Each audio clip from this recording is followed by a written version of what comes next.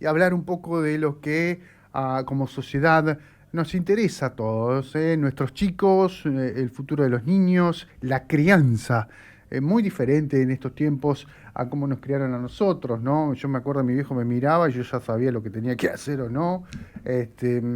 Y ahora vos lo mirás al pibe y miralo 40.000 veces porque y si lo retás tampoco te hace caso. Bueno, ha cambiado un montón de temas. ¿Cuánto ha jugado la pandemia también en esta situación? Bueno, vamos a estar hablando con Melina Bella, muy gentilmente se hizo el tiempito para hablar con nosotros. Ella es psicopedagoga y sabe mucho sobre el tema. ¿Cómo andas, Meli? Buen día, Facundo te saluda. Hola Facu, buen día, ¿cómo estás? Gracias por estar ahí. Un Bueno, placer. Melina, mucho se ha dicho, ¿no? Los chicos de ahora no son los mismos que los de antes, nos criamos de manera diferente. Bueno, hay una nota en Infobae que sostiene ni permisivo ni autoritario. ¿Cómo es el modelo de crianza para formar niños resilientes y seguros de sí mismos? Esto es lo que habla Infobae. Bueno, Ujú. en principio, ¿qué decir sobre esto, sobre este concepto, ¿no? Los pibes de ahora no son los mismos que antes. Sí, ha cambiado muchísimo, pero tiene que ver también con nuestra crianza, ¿no? En este caso los padres somos nosotros, esta camada, digamos, de papás que, vamos a poner la palabra sufrió, que me parece un montón, pero bueno, tuvimos como unos papás que eran, ¿no? Más autoritarios. No salís a tal hora, no se sale, ¿no? Claro. Había otro control, si se quiere, u otra forma más autoritaria de poner el límite.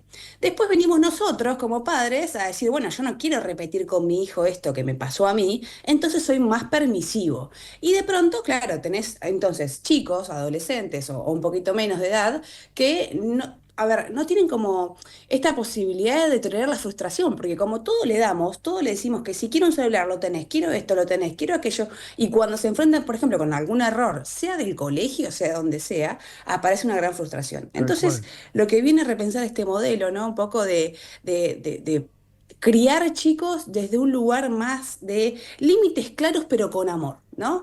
Y encontrar un equilibrio entre lo permisivo y lo autoritario. Pero te digo la verdad, es difícil. Muy Es bien. complicado porque no hay un manual, ¿no es cierto? De crianza que vos digas, lo Exacto. leo, a ver, Sí, sí, sí. aplico, ¿no? No, no, claro. Entonces, Es ensayo y error con lo que eso significa también, ¿no? Cometer errores que pueden llegar a ser bastante difíciles, ¿no? Y traumáticos para los chicos. sí, totalmente. Es decir, uno va construyendo con, a ver, primero sos mamá o papá. Con el primero es una novedad.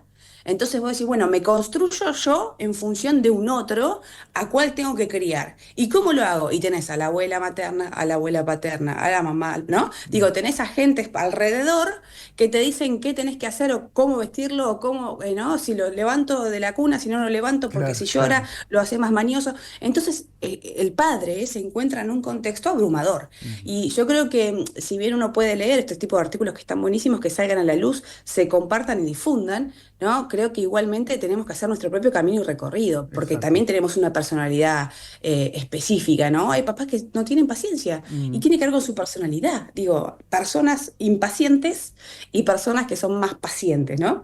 Entonces, creo que es una construcción y dentro de lo que se pueda llegar a esto que se propone, ¿no? Mm. Tratar de límites con amor y estar presentes como papás siempre que se pueda, ¿no? Que estemos Claro. al alcance. ¿Qué pasa con los adolescentes? Y esto de, bueno, me hago amiga de mi hija para que me cuente, para acompañarla, me hago amigo de mi hijo para que no cometa ninguna macana. ¿Qué onda con eso, Meli? Y yo creo que ahí yo adhiero a la empatía, mamá, papá e hijo adolescente o hija adolescente, lo adhiero para poder llegar. El tema es que, a ver, si vos fuiste un padre o una madre que desde los inicios, algo de la primera infancia, ¿no? Vos estableciste límites claros, no necesitas hacerte el amigo ahora para que te confíe las cosas, porque ya confía en vos, porque Claro. ya generaste ese vínculo de confianza, viste que a veces en la familia el adolescente dice, le cuento todo a mamá porque ya me entiende. Ya eso se generó de antes, se gestó, ¿no? Entonces gestarlo ahora, que uno dice, es tarde, no, pero te va a costar más. Y claro, el papá dice, bueno, ya está, se me fue de las manos mi hijo, ahora me hago el amigo o la amiga para que esto que vos contás, ¿no? Me cuente las cosas que hace y confíe un poco más en mí. Pero bueno, es medio de desesperado, ¿no? De decir, bueno, Claro, uno quiere obviamente cuidar a su hijo y como último nada, recurso. Mm. crecer. Ujú. Ahora, con el hijo único, ¿qué sucede con esto de, justamente, bueno, sale tal cosa, te lo compro, sale tal otra también, y después se frustra, ante la menor situación se frustra. Es un tema difícil eso, ¿no? Sí, también el hijo único, bueno, hay muchos estudios que hablan de cómo se cría un hijo único, ¿no? Como esta personalidad, obviamente, lo tildan más bien de egocéntrico, de poco sociable, ¿no? Poco desarrollo lingüístico. La verdad que eso tiene que ver con la familia. Yo creo que Ok. eso es lo que vos gestás como mamá o papá en función de tu hijo. Pero sí es verdad que en proporción, al tener un solo niño, ¿no? Y esto, volvemos a nuestro pasado personal como padres o madres, y yo no tuve la posibilidad de tener una compu, listo, te la compro, encima es mi hijo único, imagínate, ¿no? Económicamente me viene bárbaro porque lo puedo llegar a ser factible. Entonces, claro, generás una personita, esto, ¿no? De que todo ya, y ya todo lo tengo, que no tengo hasta ni deseo personal ni deseo propio, ¿no? No hay nada que me movilice porque yo hago esto y mamá o papá me compran.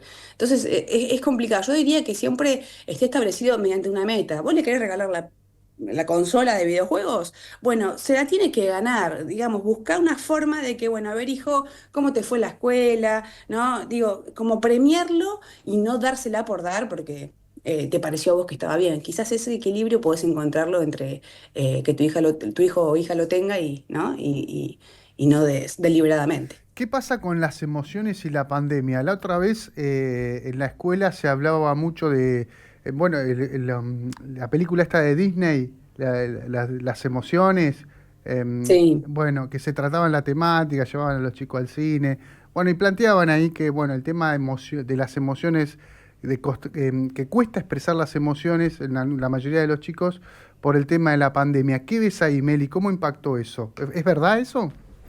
Yo no sé qué tanto, sí es real que en el aprendizaje hubo un gran impacto, sobre todo en la alfabetización, ¿no? En los chicos que le agarró pandemia en primer grado, sala de 5, sí, es verdad, los perjudicó en la evolución, no a todos, pero a algunos, ¿no?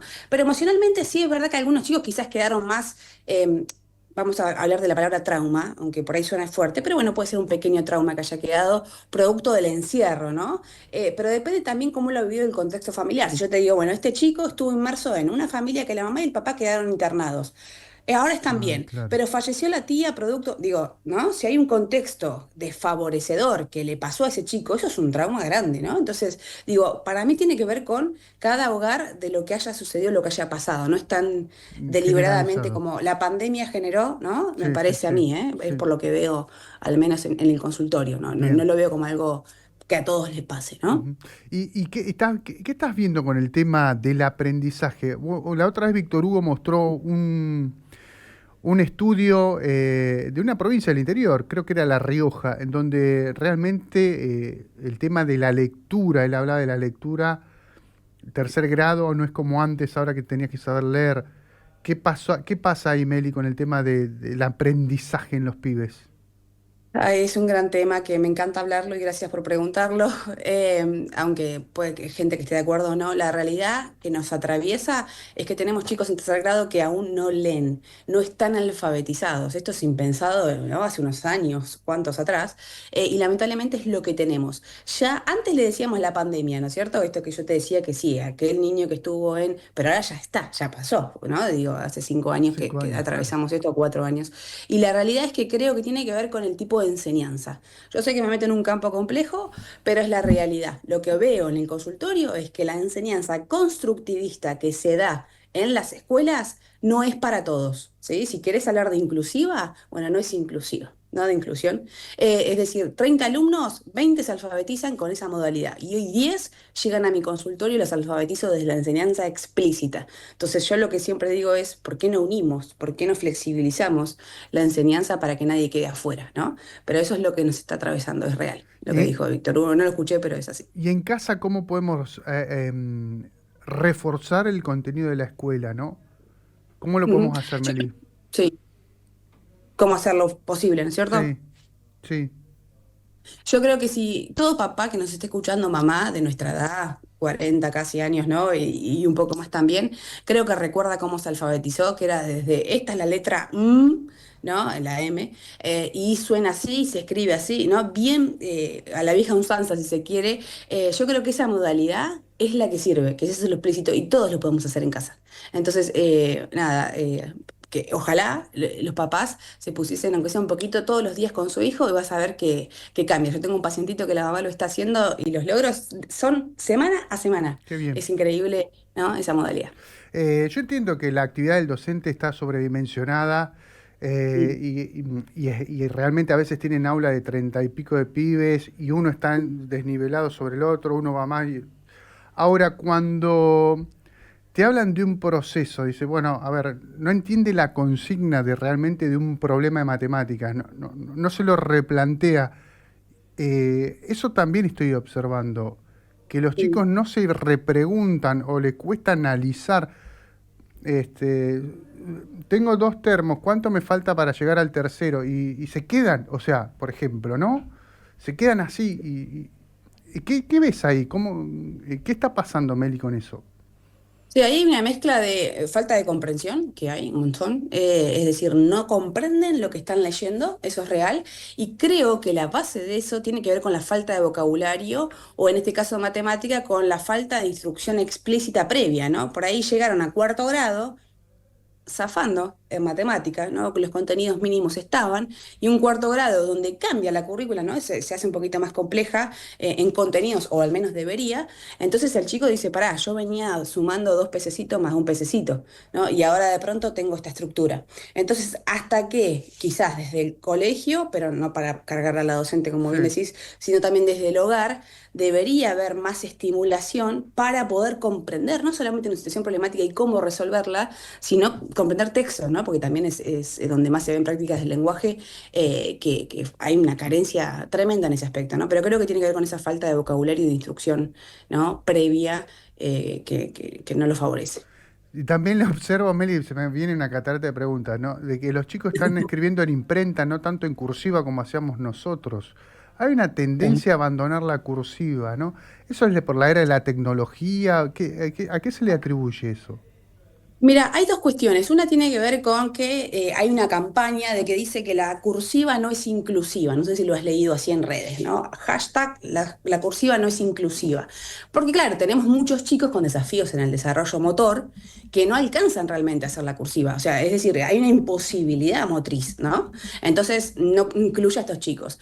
La cuestión es que tampoco la mayúscula tiene que ser la premisa. Y hay chicos que no tienen desafíos en la motricidad y la siguen usando porque les parece más cómodo, porque ya se la apropiaron. Entonces, hay muchos estudios, ¿sabes? Que que nadie habla de ese tipo de letra, que es la imprenta minúscula. Hay muchos estudios de evidencia científica que nos dicen la imprenta minúscula hay que darle más importancia, relevancia, ni imprenta mayúscula ni cursiva, a la minúscula. Es hasta más fácil de hacer y más rápida y factible de que un chico la pueda llegar a hacer. Así que dejo esa reflexión para quien nos esté escuchando, que por ahí lo pueda implementar en casa o en la escuela. Bien. Melina, gracias por estos minutos. Un gustazo. Un placer. Que estés bien. Gracias. Chao, Adiós. chao.